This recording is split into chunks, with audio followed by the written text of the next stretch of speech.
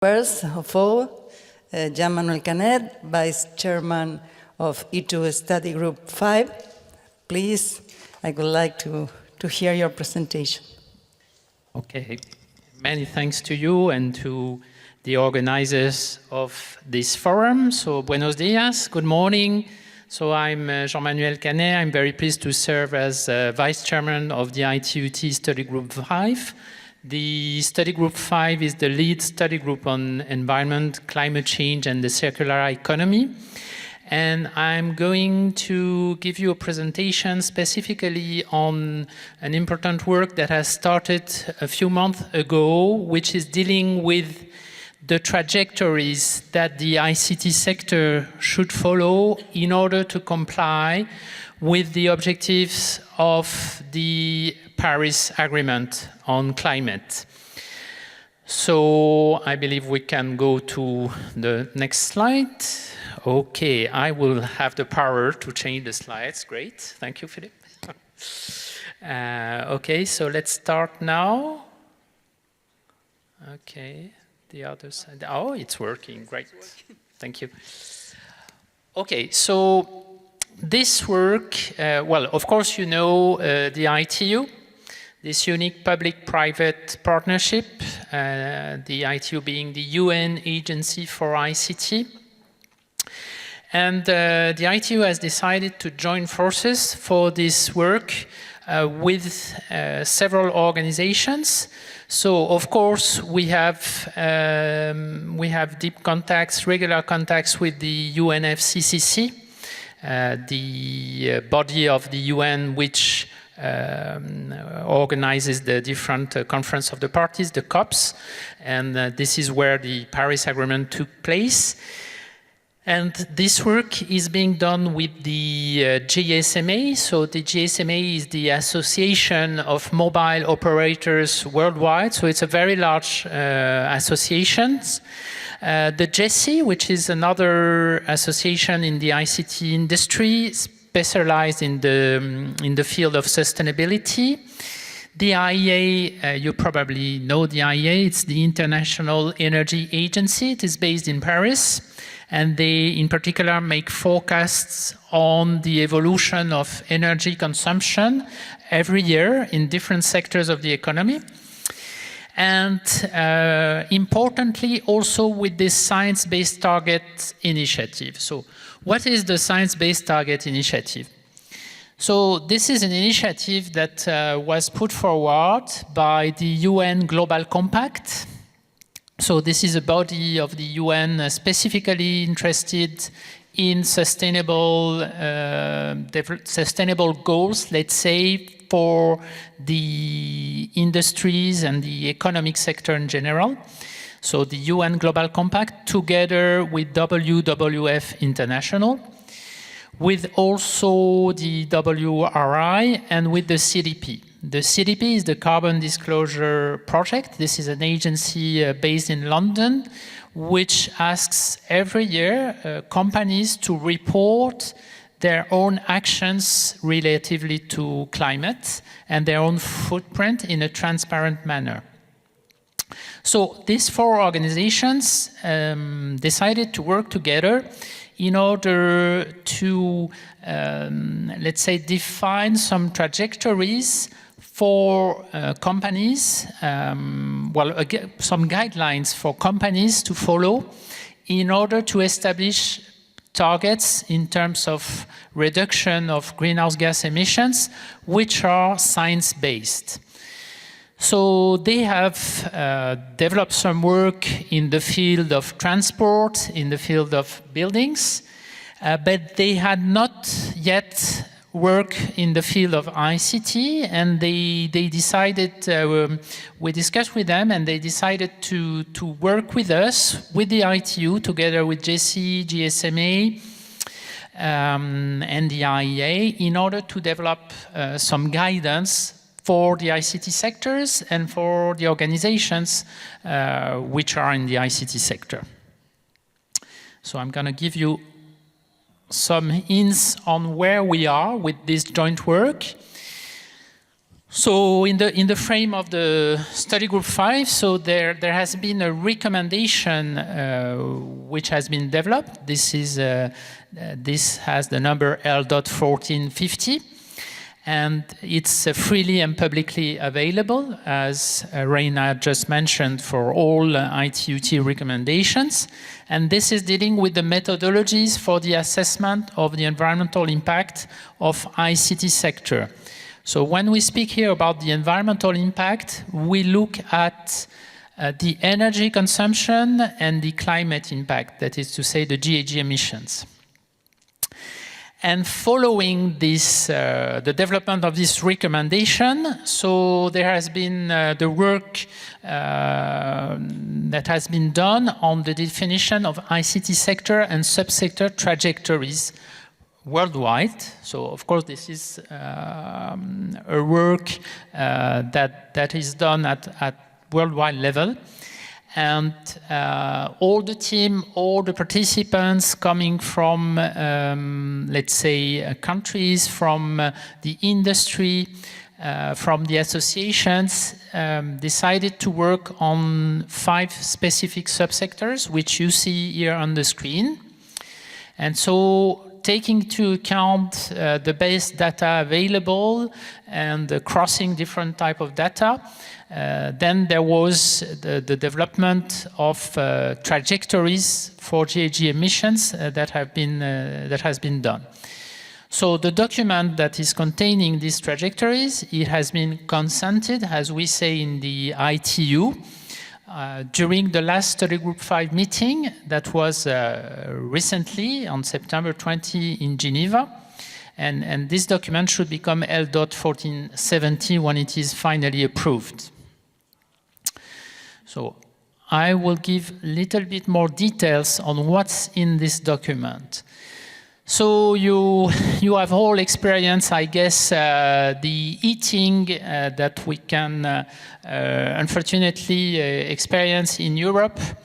And the scientific community is warning us that strong action shall be taken very quickly in order to avoid dangerous climate change. And this strong action shall take place in particular in the 10 to 12 years coming, in order to curb emissions and to ensure that the global average, mean temperature at Earth level remains at under 2 degrees Celsius, or preferably, much preferably, at 1.5 degrees above the pre-industrial levels. So this is in 2100.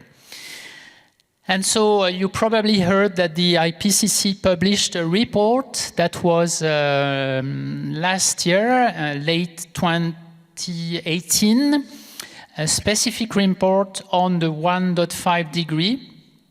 What shall be done if altogether mankind wants to keep the increase of temperature in 2100 at 1.5 degree. And here you have on the left-hand side, let's say the graph, which is coming from the IPCC report, which shows several scenarios that are allowing to stay below 1.5 degrees. So the scientific community says it is feasible, but it requires coordinated and urgent action. And so the team that ITU has formed with GeSI, GSMA, IEA, and SBTi has looked at that, of course, and we looked at what that would mean for the ICT sector. And we identified that if what is called an absolute contraction approach is followed, according to the IPCC scenario, one of the scenarios of the IPCC, which is like a central scenario called P2, then the absolute emissions should decrease as follows. You have here the figures. So for the entire sector, the emissions in 2025 compared to 2015 should be minus 20% in absolute. In 2030, it's about minus 50%. And in 2050, it's about minus 88.5%. And what is said also by the IPCC is that the remaining emissions in 2050 should be net zeroed by GHG removals or GHG sinks. For instance, planting trees by the ICT sector itself. So this is what has to be done if the sector and, well, more generally, all sectors of the economy want to reach the 1.5. So the document that will become LDOT 1470, it gives some examples of subsector trajectories for the different subsectors that you have seen and read on the previous slides. And it gives some indications taking into account the history of the different subsectors on how the different subsectors could decarbonize. And here, well, it's good to show the figure and to say how, well, by what amount the ICT sector should decarbonize. So just as a reminder, minus 20% to start in 2025 compared to 2015. But it's preferable to also identify some categories of actions that will allow to reach such ambitious targets. And it would be good to, as the Secretary General of the UN mentioned in the Climate Week in New York, to draw some transformation roadmaps in order to allow the different sectors to move forward as urgently as it is needed. So what we have done so far in the document is that we have identified different categories that you can see here with the blue one, which is dealing with operating energy efficient networks. So there are plenty of actions that can be done in order to reduce the electricity consumption in the ICT sector. You can see them here. Multiple power saving features. For instance, in the 5G networks which are coming, there will be deep sleep modes that will be introduced and that will help save a lot of electricity consumption. A lot can be done in terms of consolidation, virtualization, free cooling in data centers, for example, bringing up to 50 or even 80% reduction in terms of electricity consumption. So a lot can be done. It's important to have good examples in mind. Many companies, well, some companies have already done that in an innovative way. And these are good examples to follow. Then, of course, there is the second aspect, which is dealing with efficiency in buildings and services. Many actions possible. The green dot here speaks about alternative energy with the self-production of renewable energies. Many initiatives have started on this field as well. The purchase of renewable energy with certificate of origin and the PPAs, the so-called PPAs, and also all kinds of innovation for energy supply.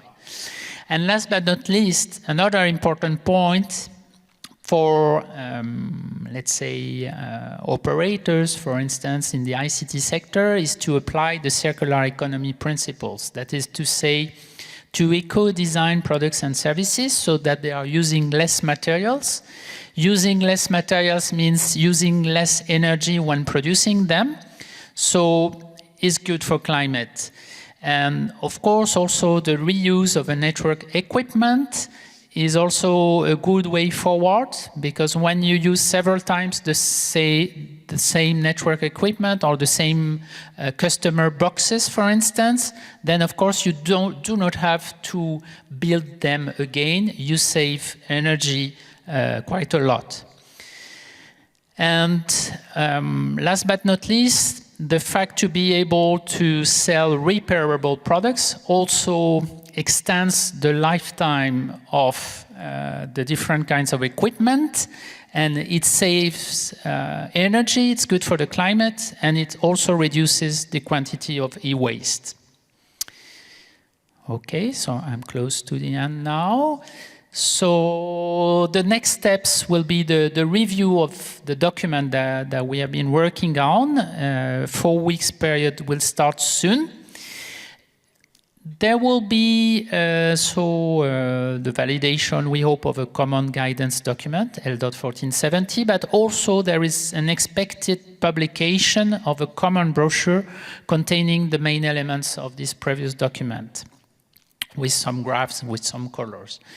And in parallel, so there is also ongoing the development of company-level guidance, which will be supported by you too. Thanks a lot. Thank you for the excellent presentation.